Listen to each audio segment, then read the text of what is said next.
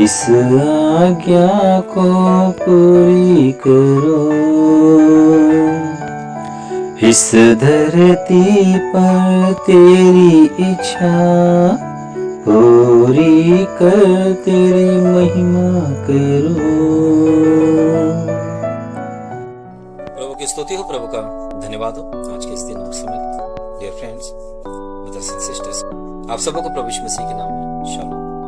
आज का संदेश का अंश एंटरटेनमेंट का मैंने जो परिभाषा बताया कि स्थिर मन को अस्थिर करने वाला, अस्थिर मन को स्थिर करने वाला नहीं, स्थिर मन को अस्थिर करने वाला। परमेश्वर का वचन बाइबल हमें यह बताता है यिर्मयाह 17:9 में, मन तो सब वस्तुओं से अधिक धोखा देने वाला होता है, उसमें असाध्य रोग लगा है, उसका भेद कौन समझ सकता है। मतलब ये मनुष्य का मन धोखा देने वाला कैसे हो गया? क्या पहले से धोखा देने वाला था, बाद में हो गया?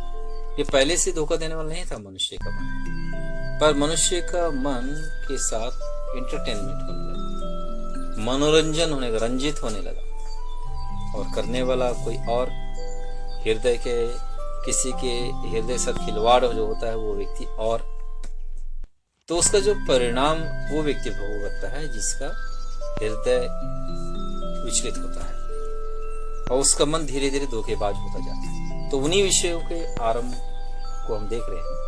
पहले हवा का हृदय सही था पर बाद में धोखा देने हो गया। आदम का हृदय भी पहले सही था, बाद में धोखा देने हो गया। और अब कैन के हृदय की हम देखते हैं। तो कैन के हृदय में जो धोखा हुआ, मतलब हम बाइबल की भाषा में धोखा कहते हैं तो ये अलग परिभाषा लगती है, पर रियल में देखा है तो वर्तमान समय जो एंटरटेनमेंट जो है ये वही है, मनुष्य के मन को साथ होने वाला धोखा।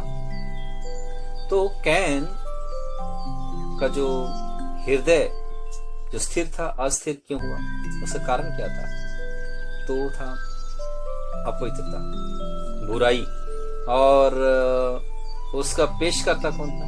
मतलब पीछे रहकर प्रोड्यूस करने वाला, डायरेक्ट करने वाला पाप, जिसमें लिखा है कि पाप द्वार पर खड़ा रहता है, तुम्हारी लालसा कर रहा है, प्रभु ने कहा। तो पर रीजन क्या था, क्यों उसके लिए जगह मिल गया? एक बुराई को कैन के हृदय में जगह क्यों मिल गया, और एक पाप के लालसा में वो क्यों पड़ गया? उसका कारण ये था कि उसकी जो इच्छा थी वो बुरी थी, अपने भाई से, अपने छोटे भाई से कंपेयर कर रहा था, तुलना करने का नेचर, जबकि एक मनुष्य को तुलना नहीं करना चाहिए। जब परमेश्वर ने आदम को बनाया, हवा को बनाया, और दोनों को उनका पर्पस के हिसाब से बनाया, तो ना ही आदम को हवा से तुलना करने की जरूरत थी, ना ही हवा को आदम से तुलना करने की जरूरत थी। पर बाद में जब मनुष्य में पाप प्रवेश हुआ तो मनुष्य के अंदर और एक बुराई जो उत्पन्न हुई वो है तुलना करने वाला बुराई। जी हाँ, तुलना करने वाला बुराई नहीं लगता कई बार लोगों को, ऐसा लगता है कि तुलना करने से कोई प्रॉब्लम नहीं। पर जब मनुष्य की लाइफ में जब गड़बड़ियां हो और उसका कारण ना सोचता हो इंसान को, तो परमेश्वर के वचन की शरण लेने की आवश्यकता है, परमेश्वर के वचन के पास आकर समझने की आवश्यकता है। तो परमेश्वर वचन बाइबल हमें समझाता है कि स्टार्टिंग के दिनों में क्या क्या मनुष्य के द्वारा गड़बड़ियां हुई। तो उस एक गड़बड़ी में से एक गड़बड़ी है तुलना।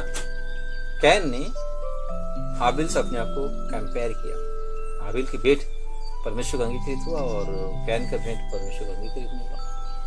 तो कैन के कार्य और हाबिल के कार्य में कंपैरिजन हो गया, और तुलना किया तो किया, पर उसने जो किया उसको ही नहीं मालूम उसने क्या किया।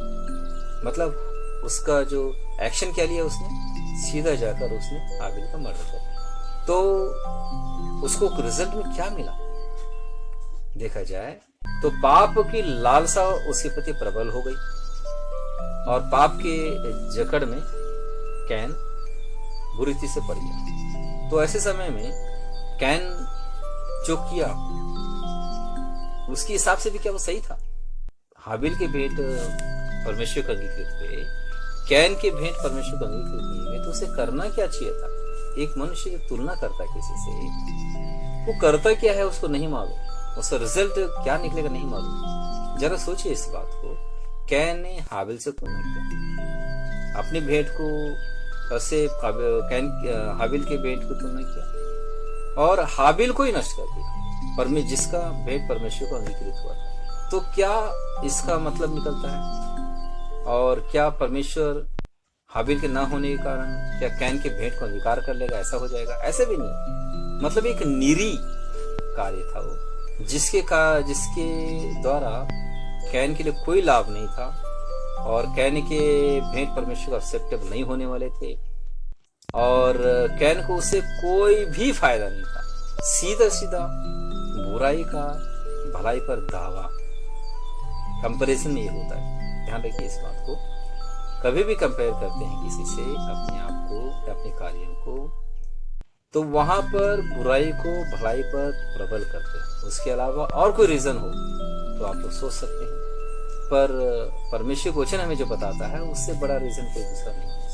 नए नियम में भी कंपेयर करने से मना किया गया है। 1 कुरिन्थियों 4:7, क्योंकि इसमें क्या लिखा हुआ है? क्योंकि तुम में और दूसरे में कौन भेद करता है, और तेरे पास क्या है जो तूने दूसरे से नहीं पाया, और जब कि तूने दूसरे से पाया है तो ऐसा घमंड क्यों करता है कि मानो नहीं पाया। मतलब यहाँ पर दूसरे से कंपेयर कर दूसरे को छोटा अपने को बड़ा कहना, या पौलुस अपनी और अपुल्लोस का दृष्टांत का विषय में ऐसा बताते हुए वो लोग समझा रहा था कि किसी के पक्ष में किसी के विरुद्ध घमंड ना करना, और किसी को बड़ा किसी छोटा करके ना मानना। और यहाँ तक कि ऐसी ही सिचुएशन हम प्रभु यीशु मसीह के चेलों में भी देखते हैं।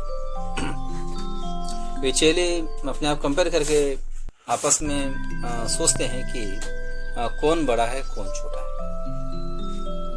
तो ये जो नेचर है, इस नेचर के विषय में देखा जाए तो ये सबसे पहले वो लूसीफर में वो नेचर पाया जाता है। जो भी उसको परमेश्वर ने दिया था स्थायी पावर, तो उसे वो असंतृप्त हुआ और उसके बाद वो अपने आप को और बड़ा बनाना चाहा, और वही नेचर कैन में भी नजर आता है।